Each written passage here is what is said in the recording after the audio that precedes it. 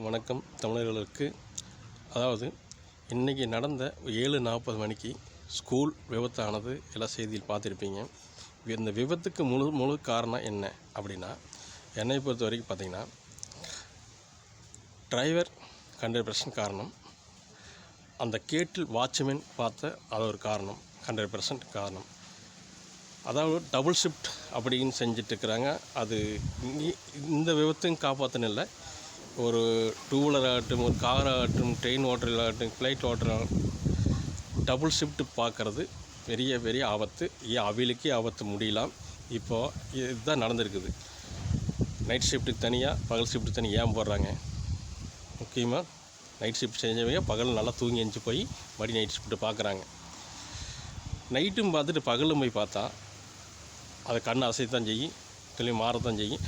அதே சமயம் பார்த்தா ரெகுலராக டூ வீலரும் சரி, அந்த ரோட்டில் வந்து டூ வீலரும் சரி, ஃபோர் வீலரும் சரி, காரும் சரி, லாரியும் சரி, ரெகுலராக போகிற ரோட்டில் ஒரு குழி இருக்குதுன்னு தெரியும், மேடு இருக்குதுன்னு தெரியும், வேகத்தடை இருக்குன்னு தெரியும்.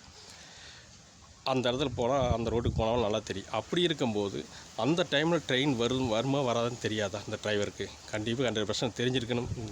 இந்த டைமில் நீக்கியிருக்கே அப்படின்ட்டு அவர் டிரைவராக போய் அவன் போய் எழுப்பியிருக்கணும். மற்ற எல்லாம் போயிட்டுருக்காங்க, அந்த விவரமாக இருக்க டிரைவர் கண்டிப்பாக தெரிஞ்சிருக்கணும். இது மாதிரி நிறைய விபத்துகள் நடக்குதுங்க. நாம் போய் பார்த்து இருந்துக்கணும். நமக்கு ஹெல்ப் பண்ணுங்கள். ஒருத்தருக்கும் ஒத்தியமே இருக்கதான் நினைக்கிறேன். நிறைய குழந்தைகள் இன்றைக்கி பார்த்தீங்களா, நிறைய ஆக்சிடெண்ட் ஆகிருக்கு. ஆக்சிடெண்ட் ஆகணும்னு அவசியமே கிடையாது. காரணம் வந்து 2 பேர்த்துக்கு 100% இதுதான் உண்மை. டிரைவர் காப்பாற்றிருக்கலாம். டிரைவருக்கு அதுவும் என்ன வசதியும் போட்டு ஓட்டிகிட்டு போனால் தெரியல. நிறைய டிரைவர்கள் இப்படி தான் ஏன்னா அதெல்லாம் வண்டி ஓட்டுறாங்க. ஸ்கூல் வேணும், நான் பஸ் எல்லாம் நிறைய பார்த்துருக்கேன். இந்த மாதிரி தான் கண்ணுணர்ந்தாமல் போகிறாங்க.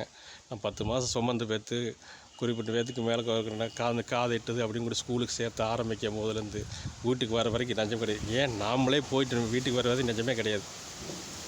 மீண்டும் அடுத்த ஆடியோவில் சந்திப்போம். நன்றி, வணக்கம்.